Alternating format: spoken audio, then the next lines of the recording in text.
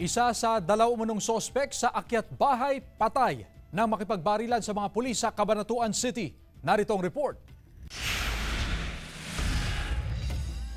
Patay ang umano'y akyat bahay nang makipagbarilan umano sa mga pulis habang sugatan ang kanyang kasamahan nang tumalon sa bubong at bakod ng bahay na kanilang nilooban sa isang subdivision sa Barangay Sumakab Este, Cabanatuan City sa Nueva Ecija bandang alas 3 ng madaling araw nitong linggo.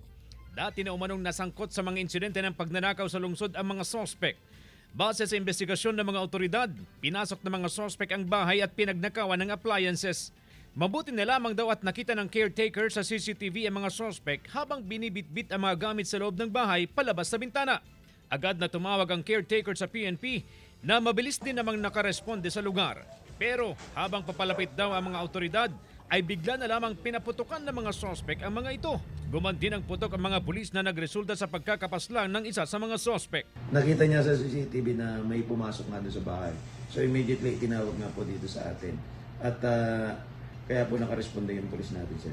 Tinangka raw ng isa pang sospek na tumakas pero sumabit siya sa yero. Kaya nasugatan at dinala ng mga pulis sa ospital. Na-recover ng mga pulis yung pinangyarihan ng krimen ng baril na ginamit ng mga sospek at mga appliance na tinangay ng mga ito. Mahaharap sa kaso ang sugatang sospek.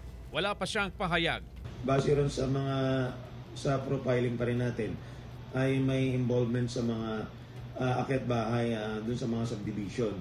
So kaya nga lang yung iba hindi na nakapag-report dito pero na-trace namin dun sa mga neighboring subdivision ng subdivision kung saan sila nagnakaw ay may mga record. CJ Torida, One North, Central Luzon.